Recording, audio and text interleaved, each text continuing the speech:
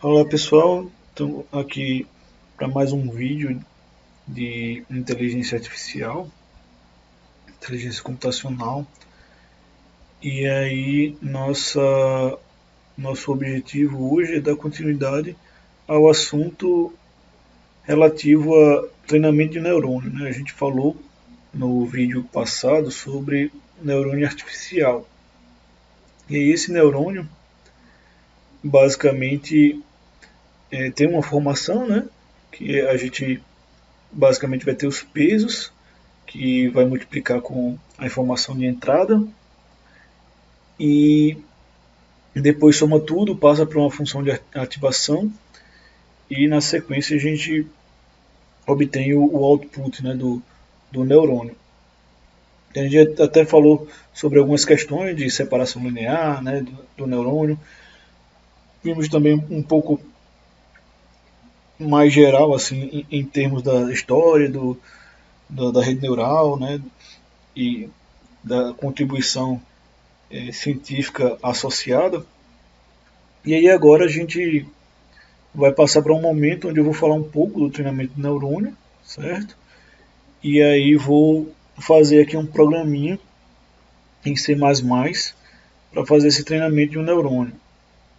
Então, em princípio é algo simples, né? Mas a gente consegue ir resolvendo aqui passo a passo de maneira que a gente consiga representar esse treinamento de neurônio e também fazer uma interfacezinha que a gente possa utilizar, certo?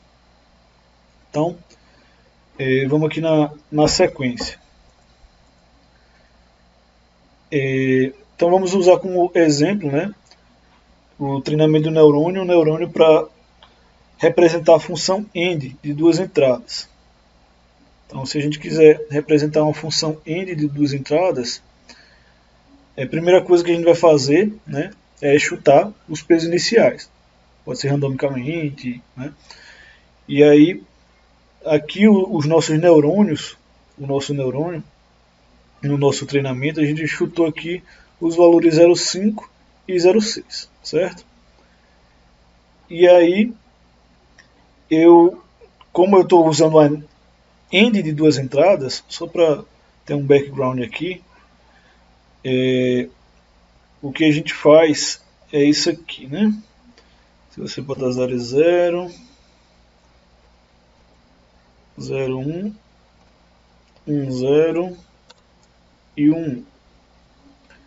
Então aqui seriam as minhas entradas x1 e x2, certo? Então aqui eu tenho x1 e x2, e aí eu vou ter a minha saída é essa aqui, que vai ser a resposta da porta lógica I, né? A porta lógica I, a saída vai ser 0 quando for 0 e 0, vai ser 1, vai ser 0 quando for 0 e 1, vai ser 0 quando for 1 e 0, e vai ser 1 quando for 1.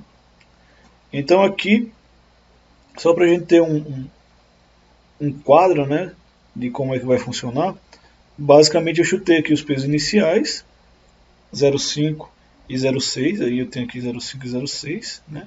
x0 é sempre igual a 1, só para lembrar, certo? E, obviamente, eu também vou ter um peso, né, para esse x0, que eu coloquei aqui 0,3 menos 0,3, que também é um chute. Então, basicamente, aqui a gente chutou três valores, né? 0,5, 0,6 e menos 0,3. Esses três valores aqui. E como é que a gente vai testar para saber se isso aqui deu ou não os valores, né? O que a gente tem que fazer? A gente teria que testar, ou seja, jogar aqui no lugar de x1, com a primeira combinação para ter a saída 0, 0 e 0. Então eu ia pegar o valor de x1 aqui, colocar 0 aqui, 0 aqui, obviamente aqui sempre vai ser 1, né? Então eu teria menos 0,3. Aí passaria para uma função de ativação, aí eu tenho que definir qual é a função de ativação, certo? Que iria pegar 0,3, por exemplo. Posso pegar, se for negativo, menor ou igual a 0 é 0. Acima de 0 é igual a 1, sei lá, por exemplo. Então, nesse caso ele daria 0, né? Porque é menos 0,3. Aí faria a segunda, que é 0,1. Aí faria a multiplicação. Então daria 0,3, 0,6 menos 0,3. Então aqui já daria 1. Então não poderia, isso aqui não poderia representar, por exemplo, uma porta I. Então se eu tenho um erro, eu teria que saber qual é o erro, né? Que vai ser gerado.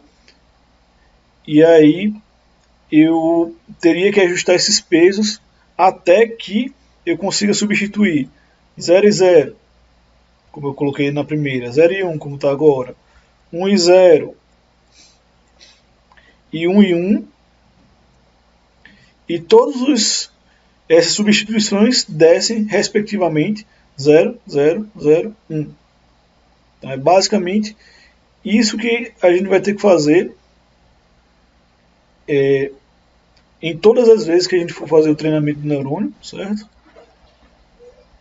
A gente vai ter que verificar essas saídas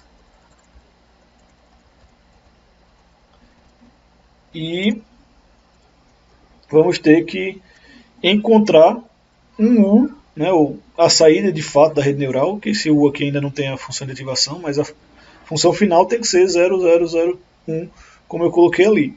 Então eu vou ter que ir ajustando esses números aqui, 0,5, 0,6 e menos 0,3, até que quando eu jogar os valores de x1 e x2, eu consiga os valores do outro lado da tabela verdade. Em resumo, é isso. Então o primeiro passo aqui, a gente inicializou os pesos, né, com 0,5 e 0,6 e menos 0,3. Então temos aí os três pesos. E aí, né, como eu falei, se a gente substituir lá naquela equação, no lugar de x1, nessa figura aqui, né, que eu vou colocar 0 e 0, por exemplo, eu vou ter 0,3, menos 0,3, como eu já tinha falado para vocês, né, aquele cálculozinho. É bem simples esse cálculo. Se eu colocar aqui 0,1, então se eu colocar 0 e 1 em x1 e x2, eu vou ter 0,3, como eu também já tinha feito, né, ia dar 0,6 menos 0,3, que dá 0,3, que aí dá igual a 1, né, como eu falei. Então ele já está errado por causa disso. Porque tinha que dar 0, 0, 0 e 1. Né? Então lembrando aqui que eu usei uma função de ativação adequada, né? Para que ele, por exemplo, foi negativo, ele vai ser 0. Foi positivo, vai ser 1. E aí, se eu colocar 1 e 0, eu vou ter 0,2, porque aí eu vou ter 0,5 menos 0,3. Se eu botar 1 e 1, eu vou ter 0,6 mais 0,5 menos 0,3. Né? Que aí também vai, no final das contas, vai dar 1. Né? Então agora a gente precisa, de alguma maneira, ajustar os pesos 0,5, 0,6 e 0,3 de maneira que esse número, esses dois números 1 aqui que não deveriam estar aqui, passem a ser 0. Então eu vou ter que mexer na equação que gera esses dados de saída, né, a partir dos dados de entrada. Então aqui comecei, né, com os dados, aí eu joguei lá, tal, e eu sei que a entrada 0,1 está incorreta, né, porque devia dar 0. A entrada 1,0 está incorreta também, porque deveria dar 0. E a entrada 1,1 está correta, que deveria dar 1 mesmo. Né? Então, na verdade, a gente só tem duas entradas corretas, que são a 00 e a 10. Né? Em princípio. Então aí a gente tem que fazer na sequência, né, ajustar os pesos. Então imagina aí que a gente de alguma maneira conseguiu mexer manualmente nos pesos, quer dizer, de alguma maneira não, a gente chegou lá e, eu sei que 0,6, 0,5, 0,6 e 0,3 não estão dando os valores corretos. Vou chegar aqui e vou mexer nos pesos, e aí ômega 1 vai ser agora 0,4, ômega 2 vai ser 0,4 e ômega 0 vai ser 0,6, menos 0,6. Aí a gente faz o teste novamente. Então aí eu faço o teste para a entrada 0, 0. Então para a entrada 0, 0 deu 0. Para a entrada 0, 1 deu 0. Para a entrada 1, 0 deu 0. E para a entrada 1, 1 deu 1. Ou seja, significa que se eu usar os meus pesos lá naquela equação 0,4, 0,4 e menos 0,6, eu vou encontrar a resposta do meu problema, certo? Então aqui o que a gente fez foi empiricamente, certo? Mexer nos valores de 0,5, 0,6 e menos 0,3, ou seja, aqui a gente chama de W1, W2, W0, ômega 0, ômega 1, ômega 2, por exemplo. Então a gente foi mexendo e vendo se dava certo. Se os valores fossem iguais, eu parava de mexer, né? Ou seja, os dados que eu coloquei na tabela, se são iguais aos que saem da minha equação, eu paro de mexer no algoritmo.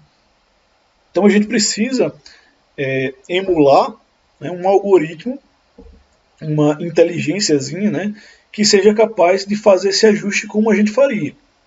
A gente vê lá, eu mexi para cima, depois mexi para baixo no parâmetro. Ah, beleza, esse aqui melhorou quando eu mexi para cima. Então eu mantenho aquele e depois tento mexer no outro parâmetro. Então a gente tem uma metodologia empírica, né, que faz com que a gente consiga encontrar esses pesos, mesmo que a gente não seja um algoritmo de aprendizagem, né? Então como é que a gente iria fazer, né? A gente iria de alguma maneira pegar o molde da função, receber os dados e criar uma forma, né, de a partir do erro e também dos acertos, obviamente. Então, a partir dos erros e acertos, né, porque eu tenho um indicativo, né, para sair da direção do erro para o acerto, eu devo usar de alguma maneira essa informação de erro para zerar o erro, né? Ou seja, de alguma maneira faz sentido que a gente queira minimizar o erro. E o que seria o erro? É a diferença entre os valores dessa tabela, os valores de y, né, e os valores reais, que deveria ser, né? Então eu vou pegar aqui, ó, deveria ser 0, 0, 0 e 1. Então aqui já vai me dar um erro. Eu posso pegar aqui, ó, e subtrair um do outro.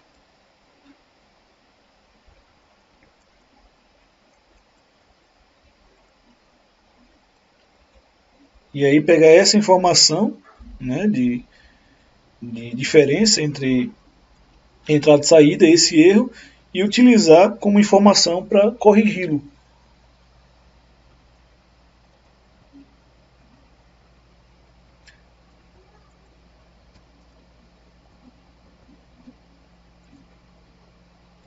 Então o resultado, né, que iria acontecer aqui é que se eu tenho uma reta, né, aquela reta aqui que é formada por 0,4, 0,4 e menos 0,6, ela separa os pontos, né? Ou seja, se você traçar essa reta aqui, o ponto 1, 1, ele vai estar de um lado, por isso que eu consigo usar uma função para dizer acima e abaixo dele, né? E o restante vai ser abaixo dessa reta. E qualquer conjunto de parâmetros que consiga fazer essa separação daria certo para a gente, certo? Porque aqui a gente tem valores discretos, então é de certa forma mais fácil assim, a gente conseguir encontrar uma solução. Então, eu já tinha falado isso, né? Que quando a gente pode fazer esse treinamento com um neurônio, a gente consegue fazer essa end que a gente fez agora, a gente consegue fazer com a porta-O, a gente pode testar quando a gente fizer o programa, mas a gente não consegue fazer com a O exclusivo, porque a gente não consegue criar uma região linearmente separável, né? E aí precisaria de um conjunto maior de neurônios para poder fazer essa separação. Isso aqui a gente está pensando na perspectiva de fazer uma classificação de sistemas, por exemplo. Então, no caso da SHO, né, não existe uma única reta que divide os dois pontos. No caso, o 00 e o 1. E separar esses dois, né, do 10 e 01, que são, nesse gráfico aqui, a gente consegue ver os pontinhos pretos, né, seriam 1 e os pontinhos brancos seriam 0. Então, lá em 1969, né, o Minsky e o Papert, eles chegaram à conclusão de que isso não daria certo para uma função ou exclusiva, porque você não consegue separar. Não é linearmente separável. Então, essas são algumas considerações acerca do treinamento, assim, uma introdução sobre o que seria falado, né? O que a gente vai... a direção que a gente está seguindo agora é de montar um algoritmo para treinar um neurônio, né? Que a gente vai chamar aqui de perceptron. E aí a gente vai pegar esse algoritmo, né, de treinamento do perceptron e ajustar os pesos lá do... Como eu estava tentando dar um indicativo mais empírico, né, de como é que isso acontece. E aí a gente vai seguir para fazer essa implementação lá na programação em C++, certo? Então, esse algoritmo de treinamento Perceptron a gente pode utilizar para classificação de padrões, certo? De entrada como pertencentes ou não a uma dada classe.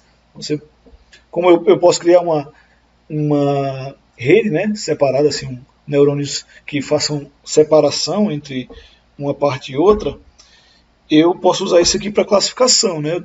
Tudo que tiver de um lado pertence à classe 1, tudo que tiver do outro vai pertencer à classe outra. Então a gente vai considerar um conjunto de treinamento, certo? Formado por tantas amostras quanto a gente queira, e nesse caso o XJ vai ser o vetor de entradas, o DJ vai ser a saída desejada, certo? E aí eu quero fazer com que a saída desejada tenda a saída do neurônio, né, tenda à saída desejada. Então, eu preciso ter a entrada e a saída, certo? Para poder fazer esse treinamento. Preciso ter a entrada que eu quero colocar. Então, se você parar para pensar assim, né? Eu tenho aqui um quadrado que eu não sei o que ele é, certo? Ele aqui é o meu problema.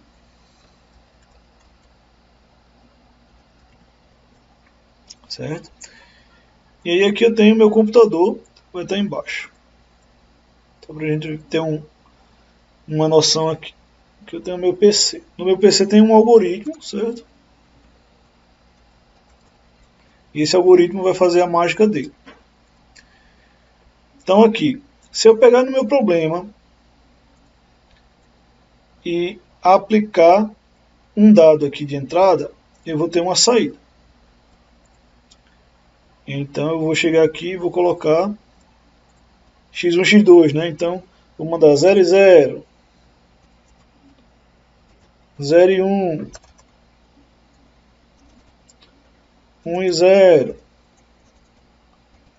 1 e 1, por exemplo, né?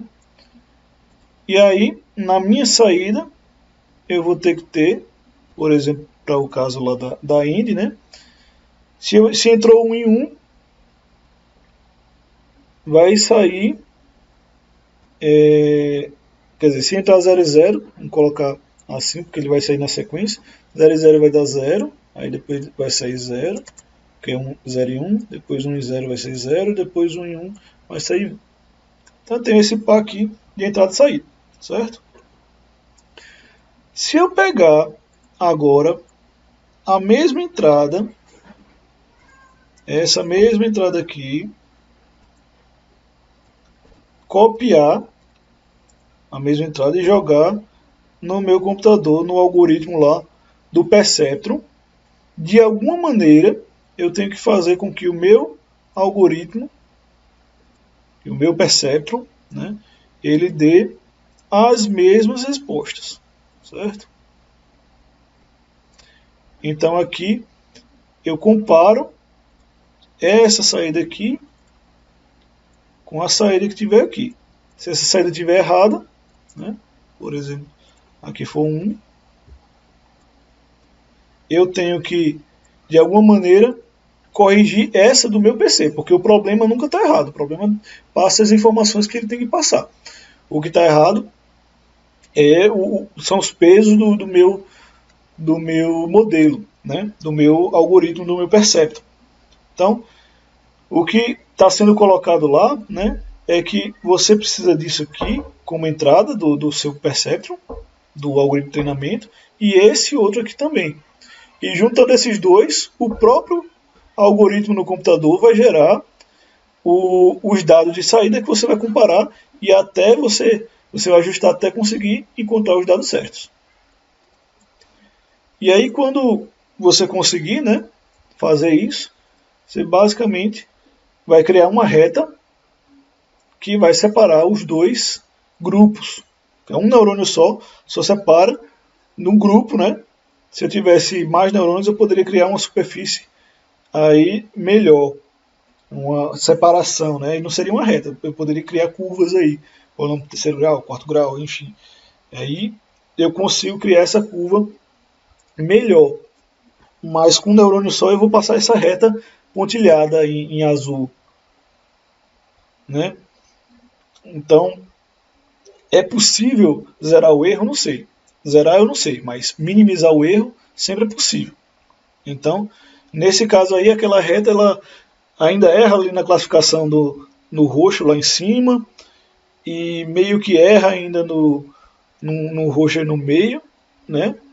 E aí ele fica na dúvida ali entre duas bolinhas vermelhas, mas a maioria das bolas vermelhas estão do lado esquerdo e a maioria dos quadrados roxos estão do lado direito. Então, isso seria o ideal, né, para a gente fazer com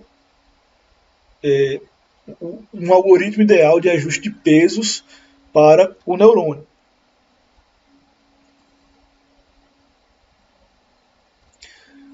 Então, basicamente, esse algoritmo ele executa os exemplos, né, de treinamento através da rede. A gente consegue fazer alguma coisa mais simples, né? Então a gente consegue entender pelo menos o que vai acontecer com o neurônio e depois pensar e gerar esse treinamento para o caso da rede neural, né? Com esse algoritmo de treinamento a gente vai poder ajustar os pesos, certo? Para reduzir o erro, que é o que a gente quer de fato fazer. A gente vai chamar aqui só uma definição, época. Então, uma época é um ciclo, né? É uma iteração do nosso algoritmo, é só um nome diferente aí para a gente fazer a mesma coisa. Então, as épocas elas são repetidas até que se alcance um critério de parada. Então, lembrar aqui de cálculo numérico, você vai repetir até que, por exemplo, o erro seja menor do que tanto ou você execute 1000 iterações. Então, você vai repetir 1000 vezes, se em 1000 vezes você não conseguir encontrar erros igual a zero, ou erro menor do que, sei lá, 0,01, você vai parar o algoritmo, certo? E aí, durante essas épocas, né, a gente vai atualizando os pesos da nossa rede neural de maneira que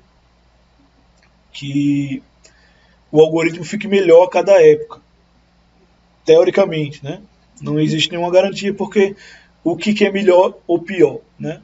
Melhor seria se aproximar mais da solução. Só que pode ser que nessa busca pela solução, o erro aumente um pouco para depois baixar. Tipo, se você pega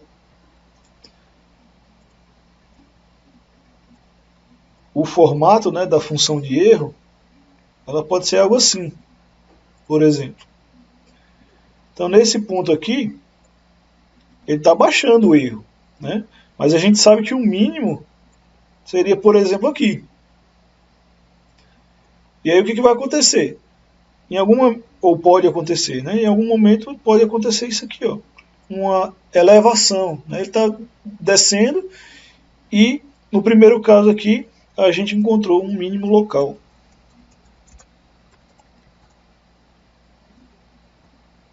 Isso sempre acontece em algoritmos baseados em derivadas, certo? Se não for baseado em derivada, isso aqui pode não acontecer dessa forma que eu estou explicando. Aí aqui, esse mínimo local vai atrapalhar, porque teoricamente eu estou querendo reduzir o erro, né? E aí vai ter uma faixa aqui de valores que ele vai aumentando. Então, talvez aí a gente precise ponderar para melhorar essa estimativa. Então, a tendência é assim, eu estou me aproximando da solução, mas nem sempre é garantia. Você tem que lembrar que é como se você estivesse andando numa montanha. Se você está aqui na parte de baixo, no mínimo local, você dificilmente vai conseguir olhar para a montanha e ver do outro lado. Você não sabe o que tem lá, né?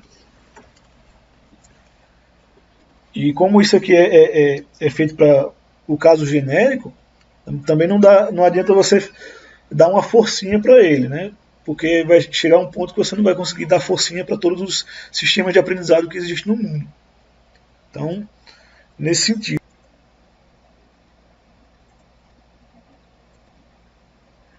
Então, se os padrões de entrada forem linearmente separáveis, certo? Esse algoritmo que a gente vai mostrar aqui na sequência, ele vai possuir convergência garantida. O que é convergência? Convergência é tender a zerar o erro. Ou seja, ele vai separar,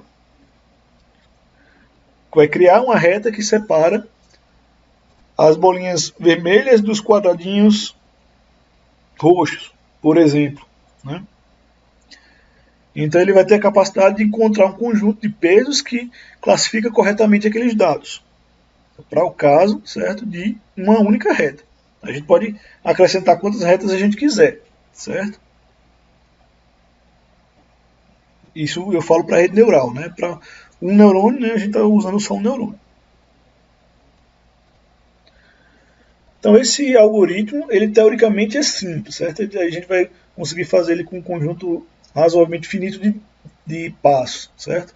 Então a gente vai adaptar o perceptron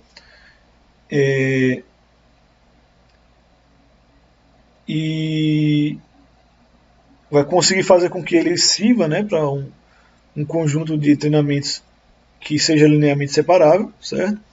A gente vai ajustar esses pesos para minimizar alguma medida de erro, e isso vai fazer com que a gente tenha aprendizagem, que é otimizar os pesos de maneira que o erro seja o menor possível, né?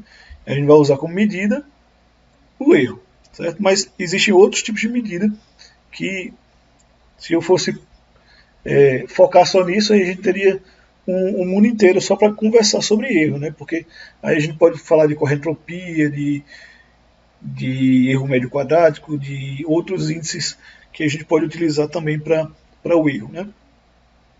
Então, vou apresentar aqui o algoritmo, certo? Que se resume a fazer esses passos. A gente vai criar uma aplicação aqui que basicamente inicialize, né, os pesos W e B, e depois a gente começa uma iteração, onde a gente vai calcular a função, certo? E determinar a saída, depois a gente vai calcular o erro, e depois a gente vai ajustar os pesos. E aí a gente vai fazer isso até que o critério de parada, por exemplo, o número máximo de iterações e o erro, atinjam um valor que a gente quer. Então determina aqui qual é o maior número de iterações, ou de épocas que a gente tem, e o menor erro, né?